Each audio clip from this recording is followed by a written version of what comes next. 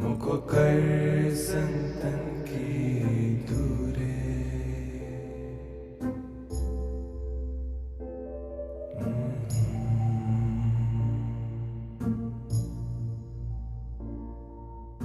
अंतर जामी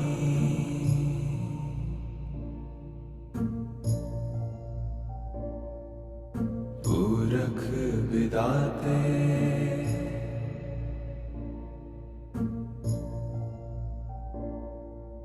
सरदा मन के पूरे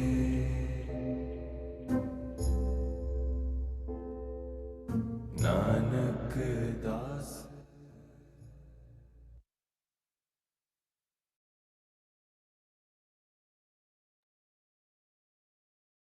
Good morning. Morning. And before we begin, let's begin this beautiful day, which is said is a big blessing, but we never count it as a blessing. With an invocation for the Mother and for Aurobindo's grace, as we read the words from the compilation, Looking from Within, starting with an aspiration that may I get the wisdom, the suppleness, the receptivity to take in what my being is ready for so that I can further progress. Thank you.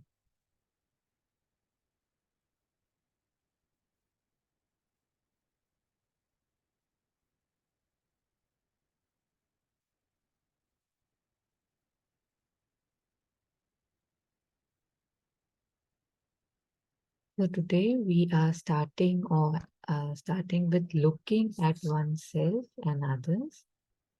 In the last few sessions, we were doing some prayers from Mother. They were beautiful. So, looking at oneself and others. So it's interesting that even in the sunlit part, the session that's going on is other people, yourself and others. Like, I don't know the exact name, but very similar. And I had requested us to go through chapter 1 now that it has finished. If we haven't already, we all were sent the ebooks.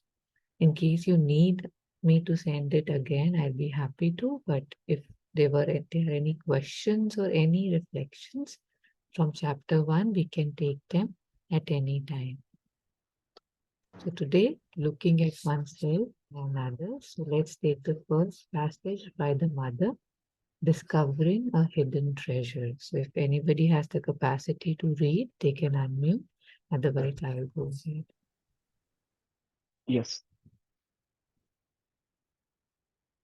Looking at oneself and others. Discovering a hidden treasure. We should seek the company of the sage who shows our faults as if he were showing us a hidden treasure, the Dhampada. In all scriptures meant to help mankind to progress, it is always said that you must be very grateful to those who show you your faults, and so you must seek their company. But the form used here is particularly felicitous, or felicitous. If a fault is shown to you, it is as if a treasure was shown to you. That is to say, each time that you discover in yourself a fault, incapacity, lack of understanding, weakness, insincerity, all that prevent you from making a progress, it is as if you discovered a wonderful treasure. Should I continue? Yes. Instead of growing sad and telling yourself, oh, there is still another defect, you should, on the contrary, rejoice as if you had made a wonderful acquisition because you have just caught hold of one of those things that prevented you from progressing. And once you have caught hold of it, pull it out. For those who practice a yogic discipline, consider that the moment you know that a thing should not be, you have the power to remove it, discard it, destroy it. To discover a fault is an acquisition. It is as though a flood of light had come to replace the little speck of obscurity which has been which has just been driven out, the mother. Um, the second paragraph, there is one line, I'll just read one more time.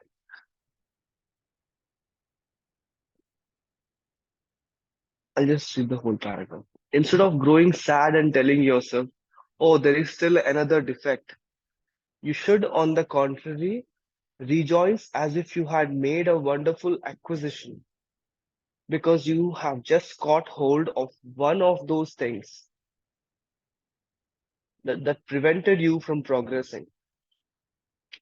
And once you have caught hold of it, pull it out. For those who practice a yogic discipline, consider that the moment you know that a thing should not be, you have the power to remove it, discard it, destroy it. Thank you.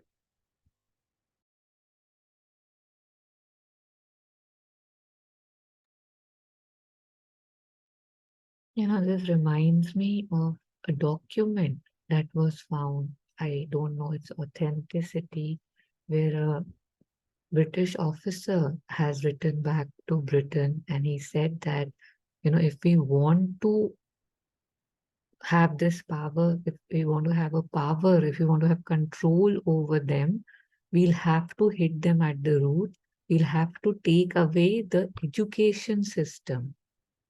And then the British education started in the pretext that they are taming the wild.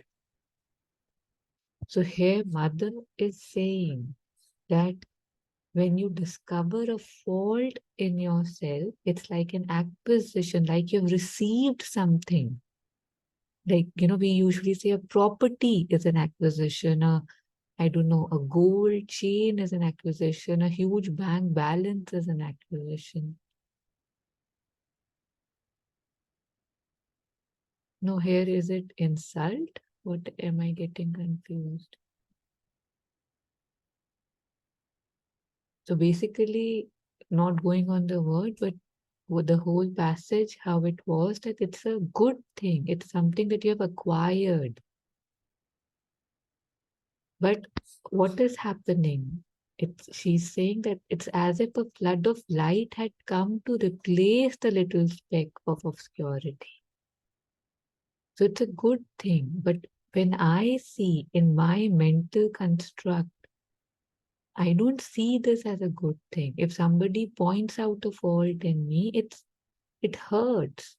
I get angry, I lash out, or I start crying as if something horrible has been done to me because I have not been taught how to receive it.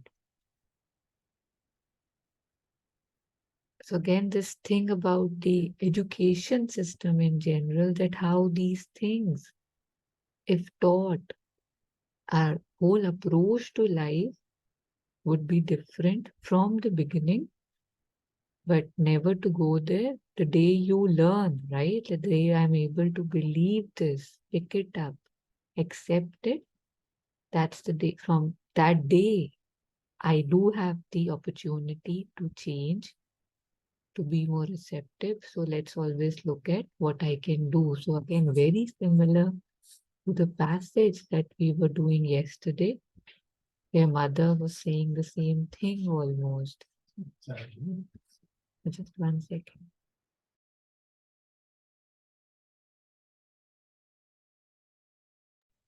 Yeah. So let's just start with this, that first of all, the topic itself is discovering a hidden treasure. How will we discover a hidden treasure? What is being said? We have read in the passage now. Would either of you like to elaborate? Yes, Jagan. Yes, acquisition. I just looked up the meaning. It says the it says an asset or object bought or a development of a skill. Okay. So, so basically, based on that word, the whole paragraph, discovering a hidden treasure. Normally, when somebody points at my fault, when somebody says that Jagan, you lack discipline, the reaction, the natural, or I used to think that it's a natural reaction, is that how could you say this to me? Even if it's true, the being did not accept. It would it would say no, that's not fair, that's false, that's false. But here it's saying that in the first paragraph about how uh, a sage, seek the company of a sage who shows our faults as if he was showing us a hidden treasure. So either I can take it as an accuse and just sit and feel sad, or again, I can take it as an opportunity to look within and change it and then come out of it. So that I think here is discovering a hidden treasure. Thanks. Yeah. So because the journey is from darkness to light, is from impurity to purity, it's from falsehood to truth. So if I've been shown a falsehood in me, which for me, it's mostly more difficult to see, right? Because we are often quite blind to our own faults. We hold ourselves in quite high regard. It really cracks me up sometimes that at one point, in some senses, we feel, oh, we are so good, we are so faultless. And in other point, we say, oh, like I'm good for nothing. Or what do I know? So there's some duality. There is this thing that lives in me. And initially I used to find it very amusing that if I feel I'm not good enough or I lack, but if somebody says something to me, why would I want to lash out? I should be able to accept it gracefully, but I don't.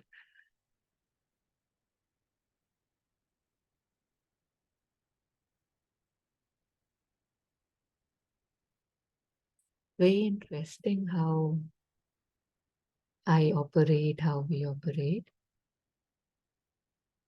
So we should seek the company of the sage who shows our faults as if he were showing us a hidden treasure. So one more question here, and this is really important. I want to spend some time here if it's all right with everybody. If usually there are people who are showing us these faults, right? But here when we hear the word sage, an image is coming to our mind. But if I look at my life, very ordinary, everybody around me, some people around me have pointed my errors. So why has the Dhampada called people who show us our faults a sage? If we can also reflect on that. Anything that's coming to you?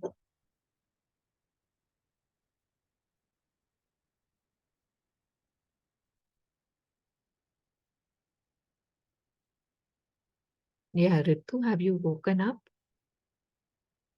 Yeah, Would I you think like to? it's Yeah. usually the people who show us our path are sages. So there can be two things which are coming to my mind. One is that the people who are showing us our faults are like sages. I mean, they're giving us a direction that okay, this is something you need to still work on. And the other thing is that maybe we should not be listening to everybody. We should be very careful as to who we listen to, because a lot of time people keep telling us things and then we keep taking them to our heart. But we shouldn't do that. We should first see that the person who's telling us our mistakes is somebody who's wise. Yeah, thank you. Jagan, anything else is coming to you? Yeah, the word sage is like Ritu ma'am said, is a person who is knowledgeable. So by comparing a normal person to a sage, here it elevates um, the like it elevates the reason of why um, being pointed at my faults or at my shortcomings.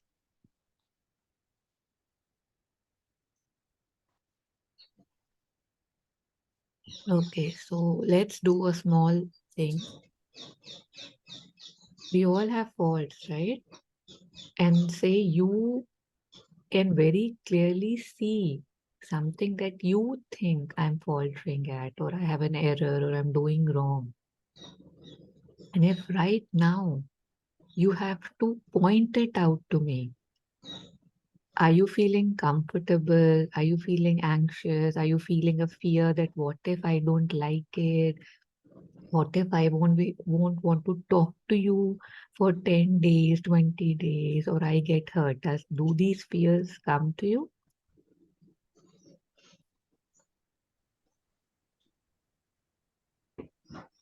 That fear comes as a secondary thing.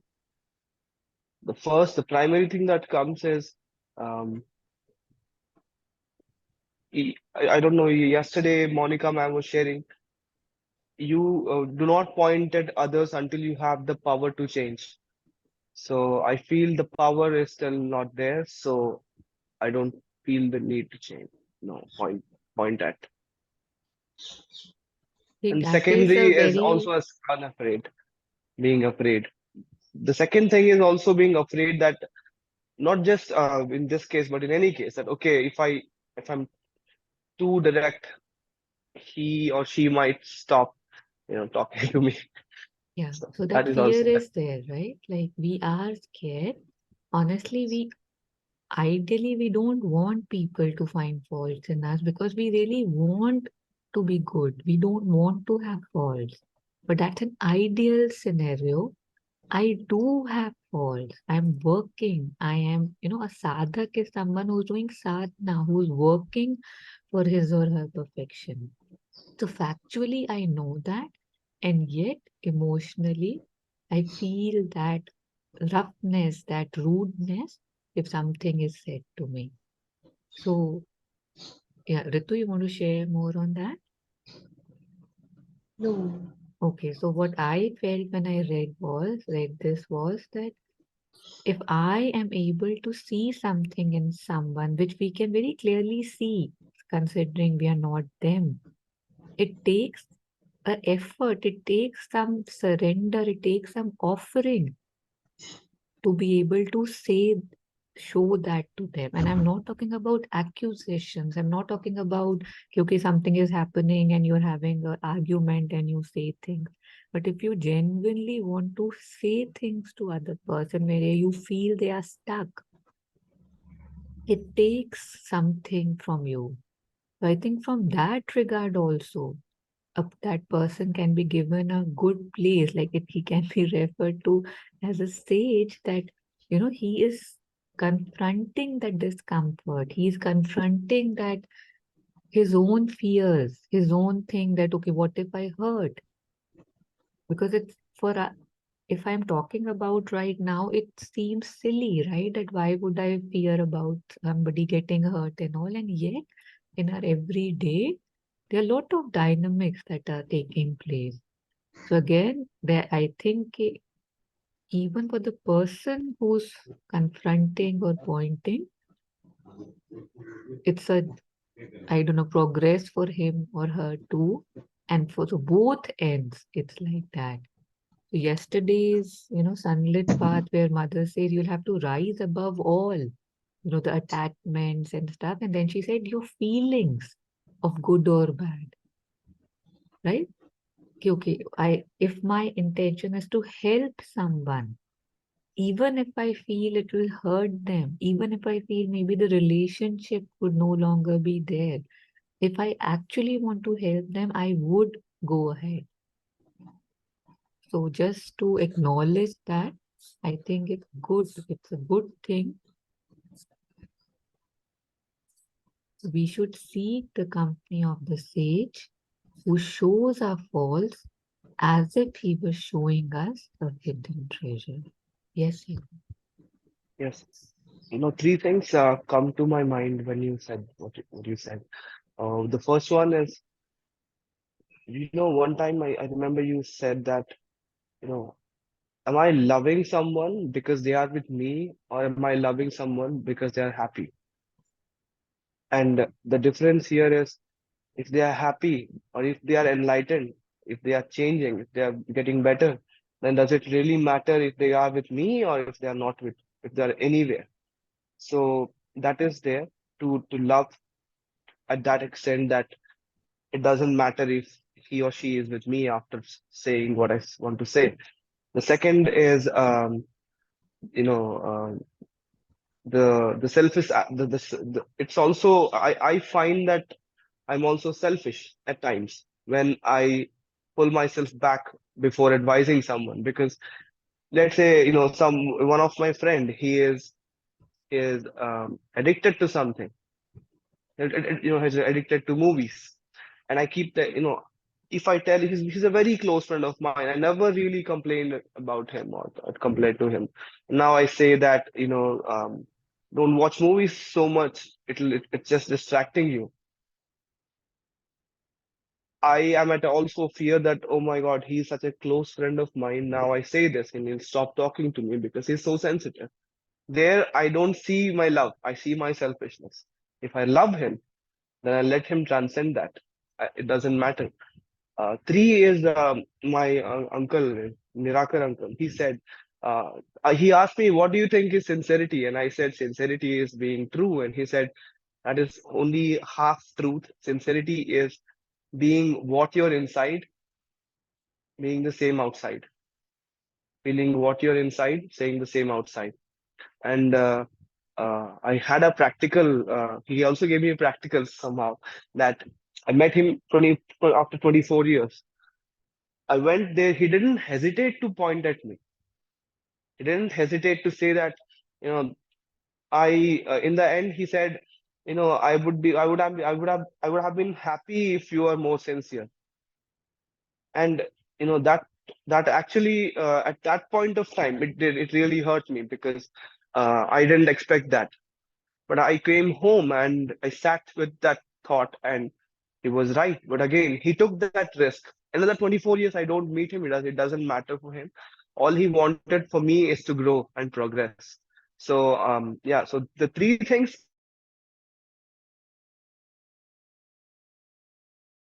absolutely possible to go to that state. Yeah.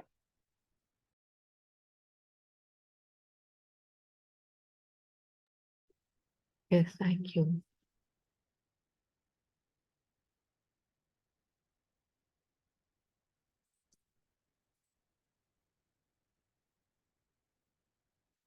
Okay, so taking it up further, it says that in all scriptures meant to help mankind to progress, it is always said that you must be very grateful to those who show you your faults, and so you must seek their company. But the form used here is particularly felicitious. Felicitious. How did you pronounce it, Jack? Felicitious. I just Yeah, know the meaning please. that it's very good. Like, I think it's like chosen cleverly, chosen wisely. So it's good. If a fault is shown to you, it is as if a treasure were shown to you. That is to say, each time that you discover in yourself a fault, incapacity, lack of understanding, weakness, insincerity, all that prevents you from making a progress, it is as if you discovered a wonderful treasure. So, what's the most important word? I mean, at least what I felt was progress, to progress. So, for any of this to actually benefit me, first my intention, my intent for my life has to be clear. So, it's saying it's scripture which is meant to help mankind to progress. So, I can only consider this as a treasure is when I want desperately to move from darkness to light, to be more pure, to be more simple, to be more light. If I actually want that, I say I want that, but my actions, my reactions, my feelings, they don't usually allow that. The ego is too big. The ego has too strong a ground in me. But if I truly want to progress, I would see that, yes, thank you.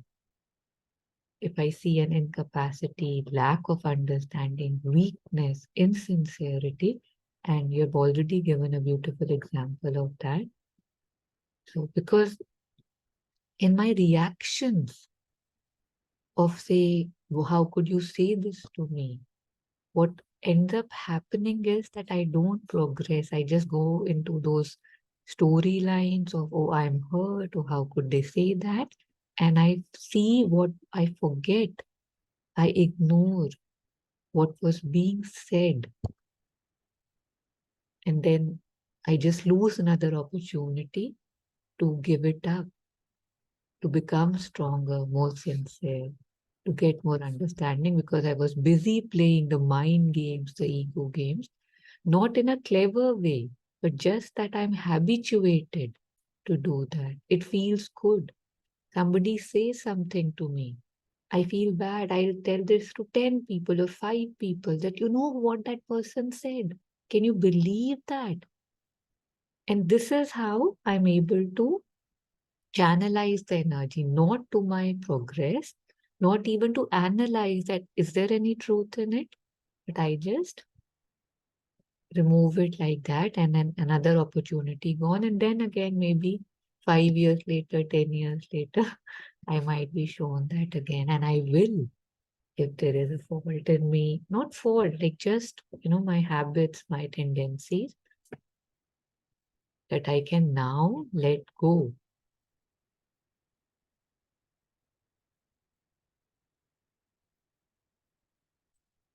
So instead of growing sad and telling yourself, oh, there is still another defect, you should, on the contrary, rejoice as if you had made a wonderful acquisition because you have just caught hold of one of those things that prevented you from progressing.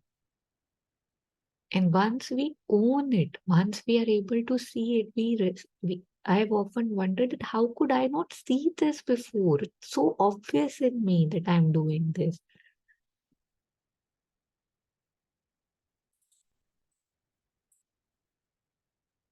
And once you have got hold of it, pull it out. For those who practice a yogic discipline, consider that the moment you know that a thing should not be, you have the power to remove it, discard it, destroy it.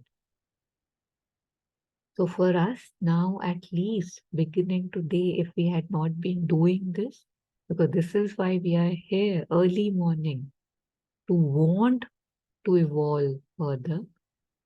So here it is being said by the mother very strongly, for those who practice a yogic discipline, consider that the moment you know that a thing should not be,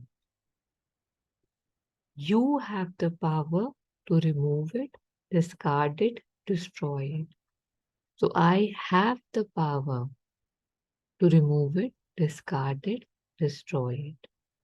So it's very empowering. And if mother has said it, it has to be true. I have to have the power. I must have it. That's why she's saying, although I might believe it's too tough or whatever excuses I want to make. To discover a gold is an acquisition. It is as though a flood of light had come to replace the little speck of obscurity which has just been driven out. So I see a fault in me. If I work to remove it, then a flood of light will come to replace it. Visually also, it's very beautiful.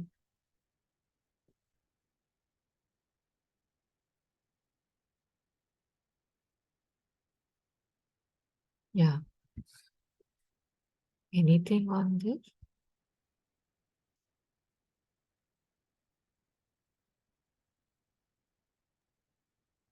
Yeah, another example I was given is if if I asked him, "Oh, it's so hard to walk.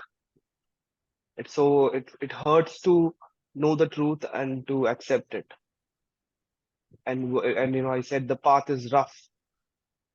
It's hurting my feet.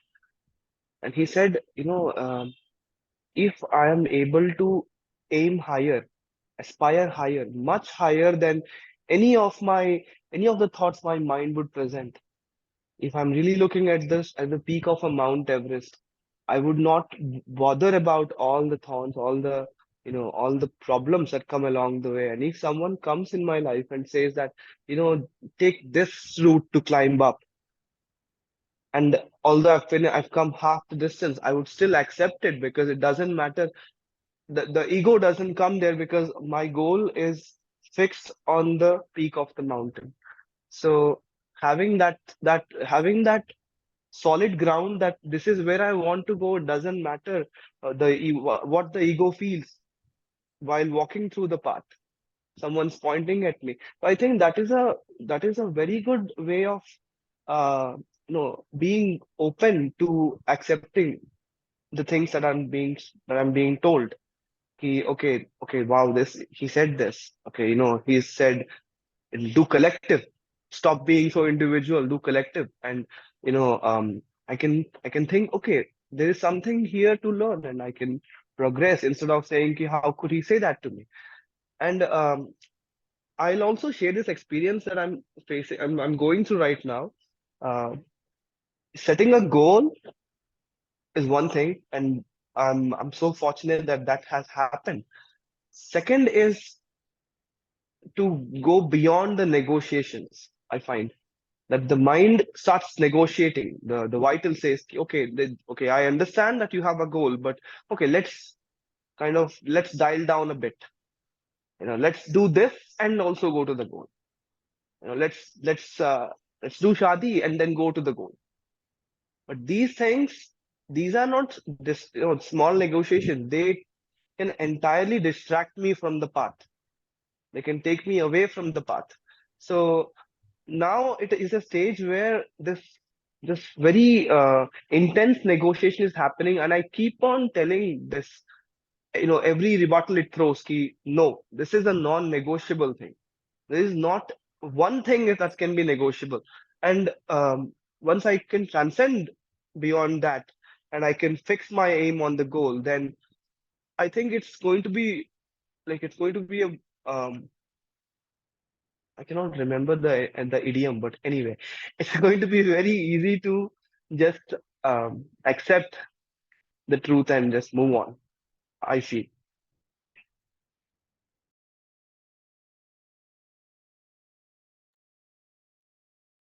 Here one thing that if I know that someone doesn't have the sense, I don't believe them. I don't give their words too much weightage. If somebody is not well and they're just, hallucinating, and they're saying, oh, this is happening. Oh, I would say, yes, yes, yes, happening, happening, happening. And I would just, keep going ahead. I would not give too much meaning to their words. If I say I'm traveling with the child and the child is saying that, oh, let's just hire a private jet and we can go on that tree and then to the mountain, I would say, yes, yes, yes, we'll do it, we'll do it. I won't start using my brain to try to counter that. Because in the first case, the person is sick, he's medicated, he's hallucinating. The second case, the child is innocent. He's just saying things that are coming to me. So many of my thoughts, they are coming from not a healthy place. They're coming from I don't know what thing to use, sad condition of incompleteness, condition of huge lacks that they feel that the outside situations and things would fulfill.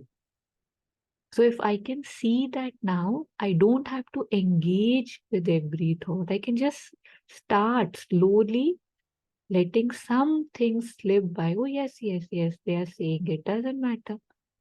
I keep doing what I have to keep doing. And these thoughts can be there. They will be there till they are not.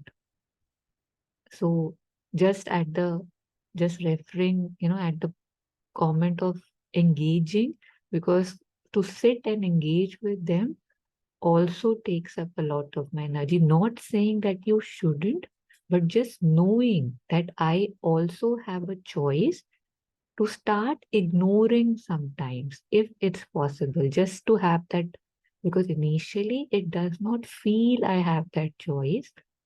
So just knowing that I do have that choice too, if I can experiment sometimes, or maybe I already do. So just because the point of operation, the center of operation of these thoughts is not the truth. It's not of, my goal.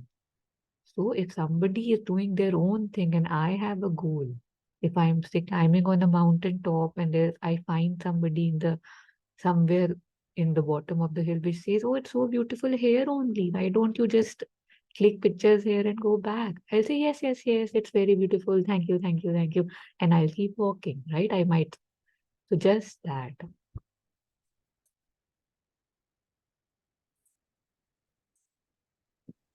You once gave an example. You said, Jagan, if a child is showing you a transformer, would you, and he says, ki, I got a new transformer. Would you be, would you feel that lack that you don't have it? And I said, no. Like, I'm just rephrasing what you said. And you asked me why, and I said, because I'm not interested in toys anymore. So having that disinterestedness, because if someone's saying something, and I'm also, I'm saying, I'm talking back, then there is a certain part of me that is also interested in that conversation. So being fully disinterested will, like you said, will save a lot of time and energy. So yeah.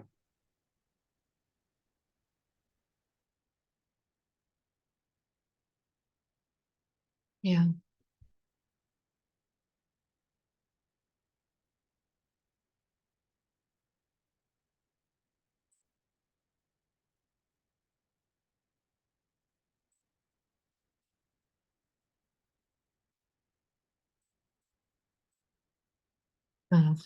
Shyam, thank you for joining in. So we have started chapter 2 today. The chapter is looking at oneself and others, and we just covered the passage, discovering a hidden treasure. So now we okay, so we still have, we didn't do, yeah, okay, so we just finished this passage by the mother, and we just take up the next passage by Sri Aurobindo. If anybody has the capacity, they can unmute and read. Yeah, may I read, Taru? Yes, Shyam, please. Thank you. But that not recognizing one's defects is a very common human weakness, although it ought not to exist in a Shyam, could you go a little bit more slowly? Thank you. okay, I can. But that not recognizing one's defect is a very common human weakness, although it ought not to exist in a sadhak whose progress depends largely on his recognizing what has to be changed in him. Not that the recognition by itself is sufficient, but it is a necessary element. It is, of course, a kind of pride or vanity which considers this necessary for a strength and a standing. Not only will they not recognize it before others, but they hide their defect from themselves, or even if obliged to look at it with one eye, look away from it with the other, or they weave a wheel of words and excuses and justifications, trying to make it something other than it really is. Shri Aurobindo. Yes, thank you. So Shri Aurobindo is saying, Sam, do you want to reflect on this? Are you anything? Allow me some time before I say. Okay. I will try to gauge what this passage really intends to. Yeah. But that, and what are we referring to? Not recognizing one's defects is a very common human weakness, although it ought not to exist in a sadhak whose progress depends largely on his recognizing what has to be changed in him. So how in the earlier passage we were discussing about the ironies in our lives. So here too, if I use reason, if I say I'm a reasonable person, I'm an intelligent person, and if I use reason, if I say I'm a sadhak, if I say I'm on the path of progress, if I say I want to live light, and yet if somebody is pointing out at the baggages that I'm carrying, and I refuse to see them, or I get offended when shown, so he's saying that it should not exist in a sadhak, because of course if I'm saying I want to be light, and if somebody is saying, okay, then remove that bag, see that bag that you're carrying, and if I say, Kamal hai, what are you saying? I don't, why would you say I am carrying bag? How will I remove or get light if I refuse to drop my loads? That's a good question that he is asking, or just a comment. So note that the recognition by itself is sufficient, but it is a necessary element. So why is it a necessary element? Just if anybody would quickly want to comment on this. Yeah, Tanu, part of the solution is that we should know actually what the problem is. Mhm. So only when one knows one's negative things, then only one can arrive at an amicable solution to it. Yeah. So most of the time we are not even aware that we are carrying that load, or we are, kind of hurting ourselves that ways by behaving like this or believing this. So he's saying it's a necessary step, of course, if we recognize, okay, this is my defect, or this is where I can work on. So it is, of course, a kind of pride or vanity which considers this necessary for strength and standing.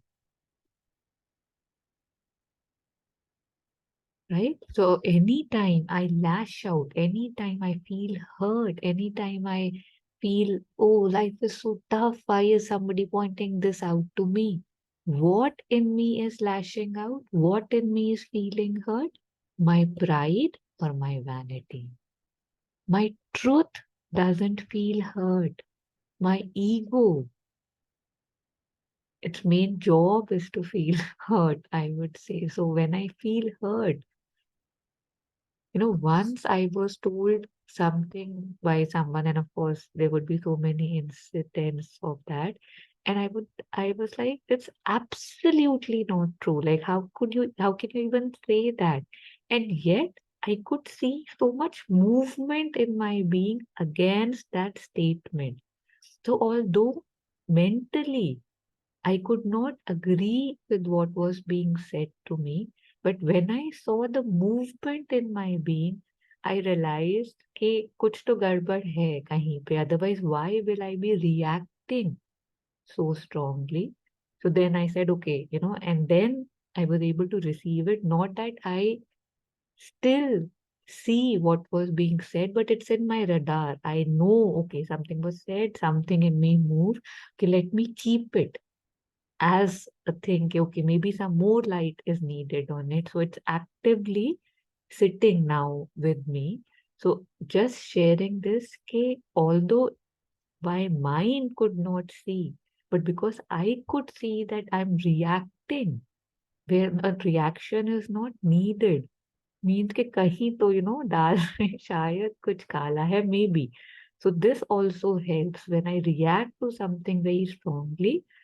That can help me in seeing that there's something I'm defending. There could be something I'm hiding.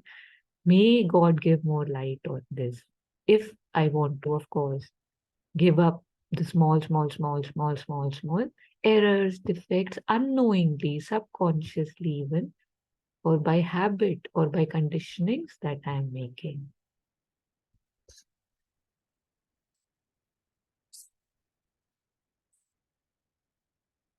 Just taking this up.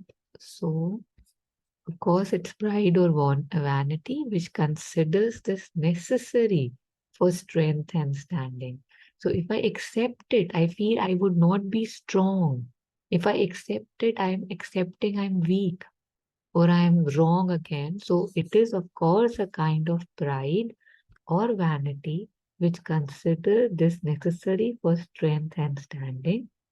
Not only will they not recognize it before others, but they hide their defects from themselves, or even if obliged to look at it with one eye, look away from it with the other.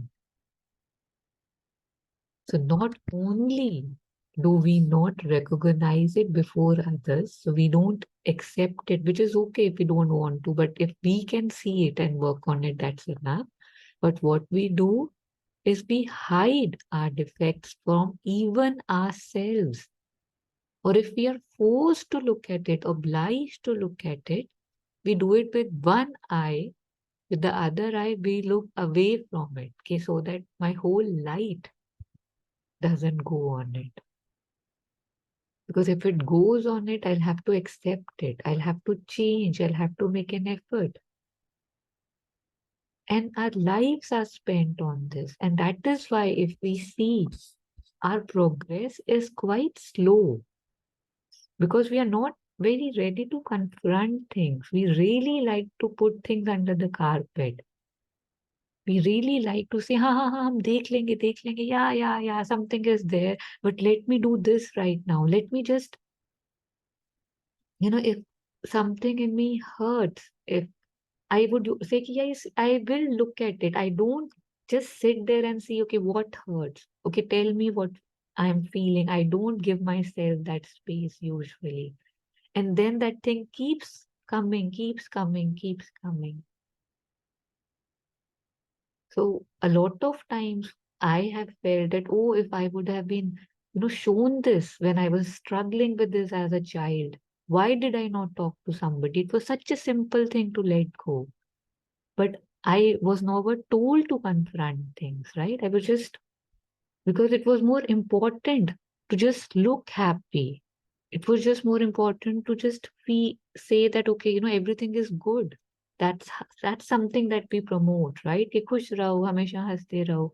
But जब अगर नहीं अच्छा लग रहा है, often, especially children, they don't share. They just keep hiding. They feel pain. They feel the thing. But if we were told to open it up and discuss and stuff, it's a possibility that I would say maybe 70-80% of the things that we carry in our adulthood, we would not have had to carry them for so long. The resolution would have, could have, should have come sooner, but then we all have a journey and there must be some learning, is what we can say in hindsight. But let me not do that anymore, is I think the morals for me.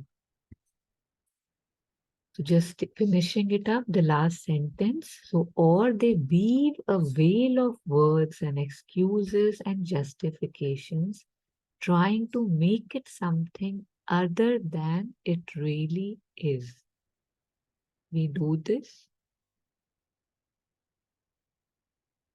Just our covers, just our excuses. So the only thing that this helps in the only way is my image keeps being maintained.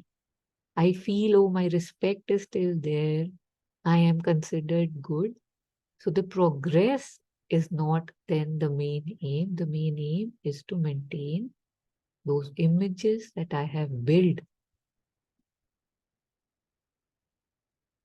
So I can maintain if I want to maintain these, but what I don't know what else to say. So I just miss the main point and I don't allow light to come in. Yes, please opening it up again for reflection.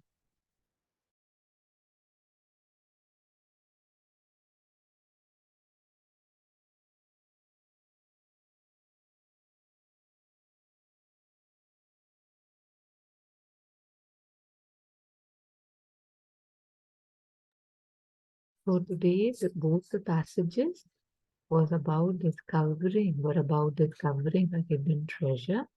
And we heard a passage from both Mother and Aurobindo about how we rather hide our mistakes than look at them and change them. So if there's nothing, we must reflect on it. If we want, we can discuss it before we begin the next session, that how do I operate? Did I see this? What can I do practically for me not to continue that ways? If we want to discuss it, we can, or we must discuss it with ourselves, because as it was being said, it's a very common weakness that we have. Yes, Sham. Yeah, Taru, whenever someone hurt us, knowingly or unknowingly, like maybe they say something or they rub us the wrong way. Okay. Why do we start delving it too much? And many a times we know that above there is Almighty's grace, and then I, as a body, am a perishable entity. So, despite that dawning of the knowledge, why do we keep indulging in all those shits, knowing well? You tell me, Sham. Maybe it seems juicy,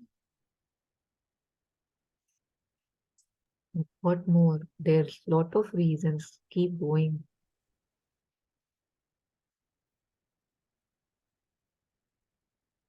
and deep down in my heart, I know that ये तरीकात गलत है, but still I do indulge in that. And I had been attending your sessions say, for more than a year and a half, close to.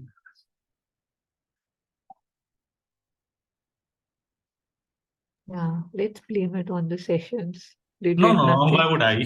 I don't have any reason to. No, I'm just pulling my own leg.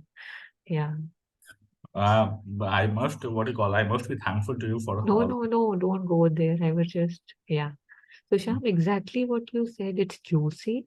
It's what I'm used to. And it takes effort to change, sincerity to change, honesty to change. And it's effortless to continue with the way with which things are already established.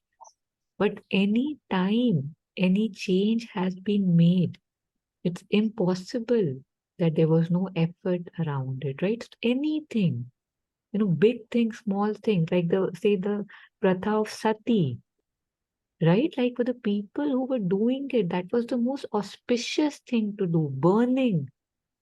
one person with the death of another. So right now, if I think about it, it feels crazy. And yet the people who opposed it got so much opposition that how can you stop us from our traditional practices? So most of my things that I'm holding on to are like those sati practices. Lot of things have been put and sacrificed in the fire so that a tradition, a habit, a pattern can sustain.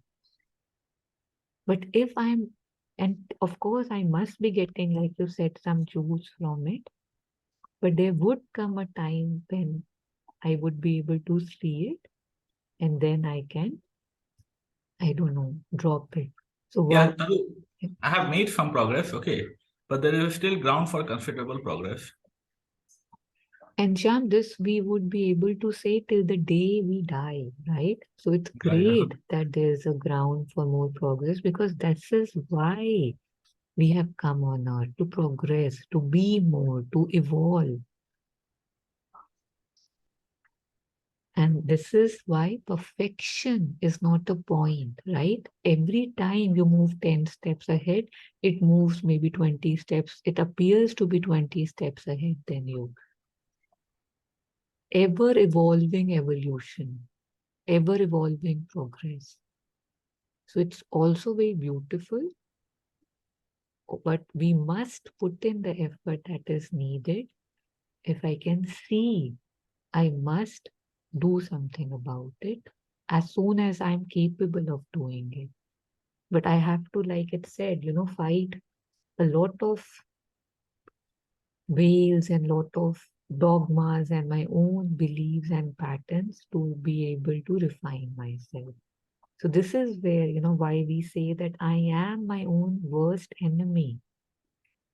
I give myself so much regard. मैं हूँ, मेरी thinking है, अरे मैं ऐसे सोचता हूँ, but उसी मैं में I am my worst enemy. I am the wall around myself that stops me from receiving or shedding loads.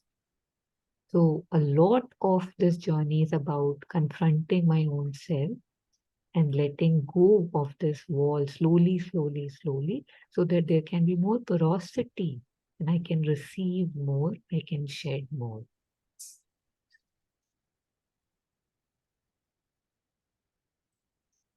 Yeah, thanks, Taru. Yeah, thank you, Shyam. So we'll end here today, requesting us to stay with this, to maybe, if we want to, and actually we must, do confront it more within ourselves so that we can be more open to things, so that we can be, how we say, one poison less in the ocean. And it matters. It matters. Everything that I can work on and make light matters for me as well as everyone around me, because we are one consciousness. Every time a person is able to transcend something, the whole mankind, it moves one step further. It sounds surreal, it sounds not true, but it must be true. It makes sense since I'm a sensible person, actually.